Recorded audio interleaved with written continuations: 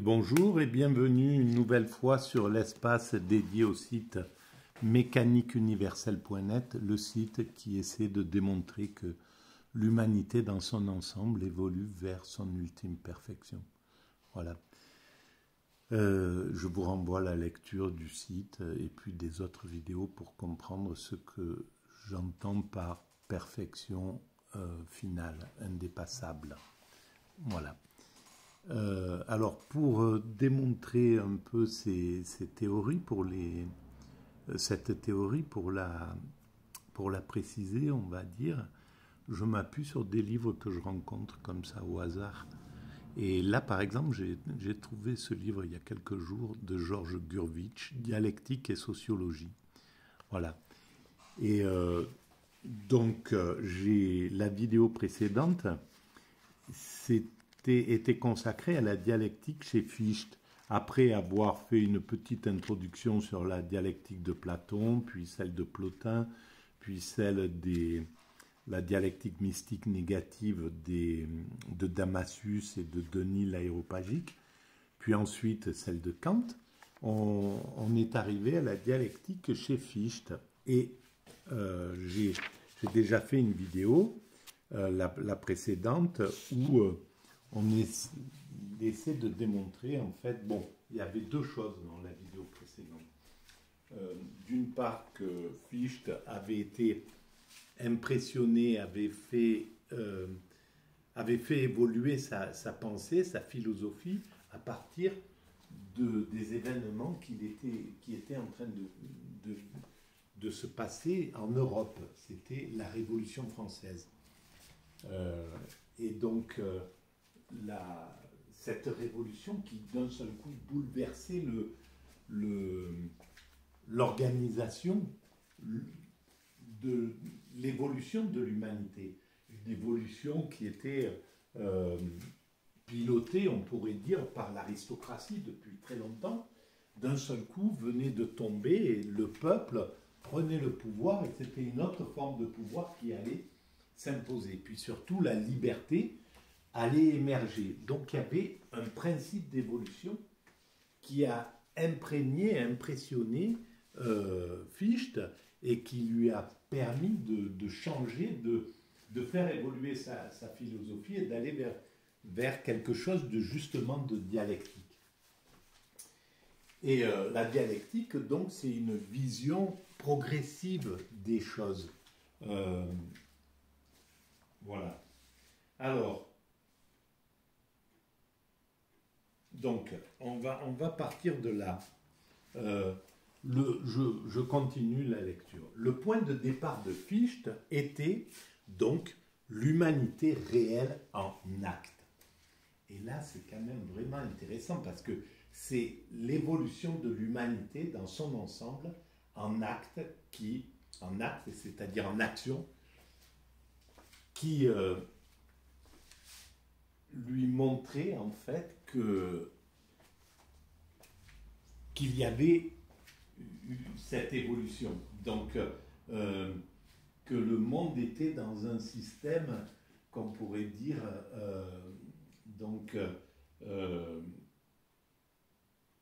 je suis désolé, mais bon, voilà, il y a des choses qui m'ont perturbé là. Voilà, donc, le point de départ de Fichte était donc l'humanité réelle en acte. C'est l'évolution de l'humanité. D'un seul coup, il prend conscience que c'est l'évolution de l'humanité qui a du sens, qui seul fait véritablement sens. Et c'est très facile à expliquer. C'est pour ça que la mécanique universelle, la théorie que je développe sur ce site, s'occupe essentiellement de l'humanité, pas d'un groupe humain, pas d'une nation, d'un système ou quoi que ce soit. C'est vraiment l'ensemble humain, mais l'ensemble humain dans son hyper-totalité. C'est-à-dire qu'il n'y a personne qui ne travaille pas à cette évolution de l'humanité, que même celui qui est isolé dans sa grotte ou au milieu de l'Amazonie travaille comme n'importe quel être humain à l'évolution de l'humanité, quoi que ce soit. Nous travaillons tous à cette évolution de l'humanité. Voilà. Alors, c'est elle, l'humanité, qui incarne pour lui l'esprit infini. Et Fichte déclare dès 1794, l'année même où il écrivit sa première Wissenschaftslehre, tous les individus, les moi individuels, sont intégrés dans la grande unité de l'esprit. C'est exactement ce que je viens de dire. Et là, c'est quelque chose de vraiment, vraiment fondamental. C'est-à-dire que, par exemple, pour des choses... Comment préciser que tout être humain, eh ben, je vais surtout préciser ça, tiens, voilà. Comment préciser que tout être humain donne à égalité son existence à l'évolution de l'humanité vers sa perfection, et que c'est cet ensemble humain qui est le chemin. Eh ben, c'est par exemple là, le travail commun entre Claude Lévi-Strauss et les Indiens, la tribu amazonienne qu'il a rencontrée, qui a donné tout ce qui nous a ramené, Claude Lévi-Strauss, de cela. Et ces connaissances, cette richesse, eh ben, c'est le travail commun de ces êtres humains. C'est la rencontre de ces êtres humains. Alors, pour des raisons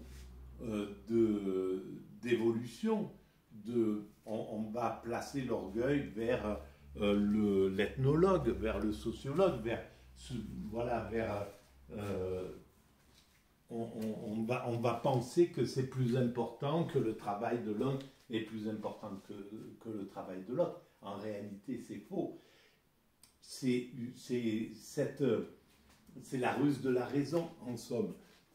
Voilà, on est obligé de réfléchir comme ça, de penser qu'il y a des gens plus importants que d'autres, etc., etc. Mais en réalité, c'est totalement faux. Pour l'évolution de l'humanité, chaque être humain est fondamental. Et par exemple, on ne sait pas du tout qui a été le premier à tailler le silex, ou qui ont taillé tous ces silex qu'on retrouve aujourd'hui, et qui, grâce à ce travail-là, par exemple, nous permet de comprendre notre histoire. Qui est-ce qui a fait ce travail-là? Ils sont inconnus, ils ont l'orgueil ou l'ego qu'ils ont pu avoir peut-être à cette époque-là, d'être ceux qui savaient faire, et puis par rapport à ceux qui ne savaient pas faire, ça n'a plus d'importance. Donc ça n'a aucune importance en réalité vis-à-vis de ça. Il n'y a pas de... c'est juste parce que nourrir notre ego, là, c'est une carotte qui nous fait travailler. Donc voilà, il y en a qui veulent, qui ont besoin de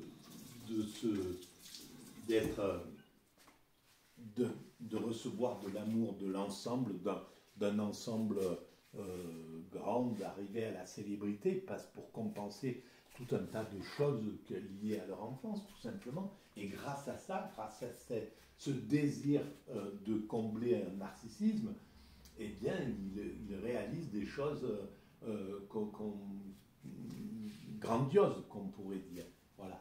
Mais en même temps, ils ne sont pas plus importants que n'importe qui. Et c'est le travail conjoint entre le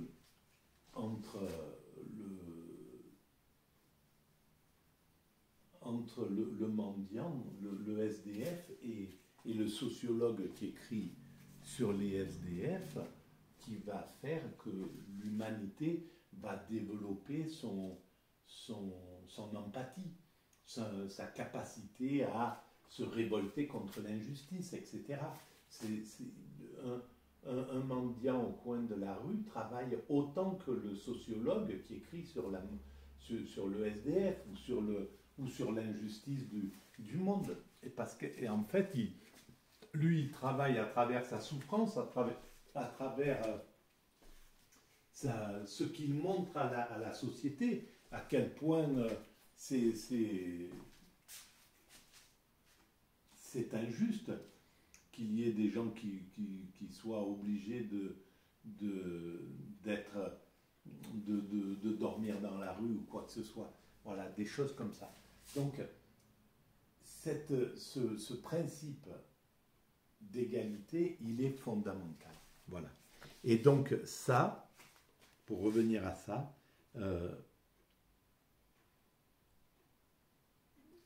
donc c'est tous les individus, les moins individuels, les moins individuels, sont intégrés dans la grande unité de l'esprit.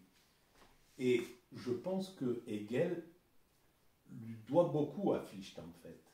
Il me semble, hein, mais ça c'est à vérifier, mais c'est probable. Sous un autre aspect, cette même humanité est la réalité sociale. C'est la réalité sociale, l'humanité. Le monde social, la société. Ce n'est que parmi les hommes que l'homme devient un être humain. Voilà, et la seule chose qui justifie qui donne du sens à notre existence, c'est l'humanité. C'est le chemin de l'humanité. La seule chose qui donne, quand on y réfléchit, la seule chose qui donne du sens à notre passage, c'est ce que nous avons laissé à l'humanité. Voilà, n'importe qui, dans ce village-là, il y en a qui ont construit une maison qui servira dans 200 ans, ou il y a 400 ans, il y a quelqu'un qui a construit, il y a 600 ans, quelqu'un a construit la maison dans laquelle je suis. Voilà, peu importe qui c'est dans son truc. Simplement, ce qu'il a fait, il l'a laissé à l'humanité. C'est à l'humanité, c'est pas à la personne qui l'a fait. C'était Jenny de Bronac qui a construit cette maison-là et qui l'a donnée aux demoiselles de l'instruction. C'est l'histoire de cette maison-là. Qu'il a donnée aux demoiselles de l'instruction, c'était comme des béates. C'était rattaché aux béates, et les béates, c'était des personnes qui donnaient un peu leur existence pour soigner les nécessiteux, etc., etc. Eh bien, cette personne, Jenny de Bronac, elle l'a fait. Et évidemment qu'elle est là, mais il n'y a plus de Bronac, il n'y a plus... C'est fini. Ce qu'elle a fait, elle, cette femme, pour la collectivité, c'est pour l'humanité qu'elle l'a réalisé en réalité. Et dans cette maison, depuis que je l'ai remis en route, il y a eu des gens de tous les pays qui sont passés, voilà, qui sont venus, qui se sont arrêtés, parce que c'est sur le chemin de Saint-Jacques-de-Compostelle. Donc, il y a des voyageurs de partout. Donc, ça a servi à l'humanité en réalité. Et quand la finalité de l'humanité, il n'y aura plus de possession. La propriété privée sera dépassée. Tout appartiendra au collectif humain. C'est la suite logique de notre évolution. Et donc, tout ce qui aura été réalisé par des individus avec la prétention de le faire pour soi-même, pour son orgueil, pour son ego, pour son clan, pour sa famille, pour ses enfants, pour son village, etc., etc., en fait, tout ça, ça va passer au niveau de l'humanité. Tout revient à l'humanité. C'est ça qui est fondamental à comprendre. Voilà. Donc, en continuant, ce n'est que parmi les hommes que l'homme devient un être humain, écrivait-il déjà à cette époque, en 1795. Et il précise que la société est une Gemeinde der Ich, un nous, une commune des moi. Une commune des moi, une communauté des égaux, des personnes, des êtres humains en somme, c'est ça. Xavier Léon a donc parfaitement raison de souligner qu'en opposition aux conceptions encore individualistes de Rousseau et de Kant, ah, ça c'est très intéressant, mais parce qu'ils étaient un peu avant, Rousseau et Kant, ils étaient sur l'individualisme, c'était logique, il n'y avait pas eu la révolution. Fichte a été le premier à découvrir la réalité du social et ajouterions-nous l'intervention des nous, des groupes, des nations en tant que sujet collectif de la connaissance et de la moralité. Donc voilà où on en est. Je vais arrêter là pour cette vidéo, mais c'est le premier, ça serait le premier, Fichte, et c'est pas pour rien que pour moi il était, je l'avais pas lu, j'avais lu que des bribes de son travail et j'avais vu à quel point il était important. On le détecte avec quelques bribes, on voit tout de suite si un philosophe est très important ou moyennement important. Et là, Fichte, l'humanité ne se trompe pas quand elle met Fichte, quand elle met Hegel, quand elle met Kant, quand elle met Rousseau, quand elle met Spinoza en tête, et qu'elle met un tout petit peu en dessous Voltaire et d'autres, etc., etc. C'est pas pour rien. C'est parce que il y a la vision globaliste de l'humanité et puis il y a la vision individualiste de l'humanité. Aujourd'hui, ces philosophes sont exactement les mêmes. Il y a ceux qui sont individualistes et ceux qui sont qui s'intéressent au présent, à l'instant, à l'immédiat, à la société telle qu'elle est. Et puis, il y a les philosophes qui s'intéressent à l'histoire du développement de l'humanité. Voilà. Dans tous les cas, c'est comme ça que ça se passe. Et donc, Fichte a été en somme un des premiers à penser à la grande route de l'humanité. Et c'est donc pas pour rien, maintenant ça rappelle ça, c'est pas pour rien que le premier post-kantien d'envergure et de très grande envergure reprend le fil de la dialectique sur une nouvelle base. Il est le premier à avoir constaté que le foyer de la dialectique, etc., etc. Et c'est le premier à montrer que c'est la philosophie de l'histoire, peut-être, en fait. Il est antérieur, à mon sens, à Hegel, et il est sans doute celui qui a éclairé Hegel, peut-être. C'est à vérifier, parce que moi, je parle toujours en intuition et sans connaître vraiment. Donc voilà, je vais arrêter là pour cette vidéo. Si vous pensez que ça a un petit intérêt pour la collectivité, vous pouvez mettre des pouces, vous pouvez vous abonner, c'est gratuit et ça donne de la visibilité. Vous pouvez ensuite en parler autour de vous, bien sûr, de cet espace et de ces idées, de cette nouvelle idée, de cette idée selon laquelle l'humanité va vers sa perfection. Vous pouvez écrire des commentaires et j'y réponds systématiquement. Voilà, je vous remercie et puis à très bientôt.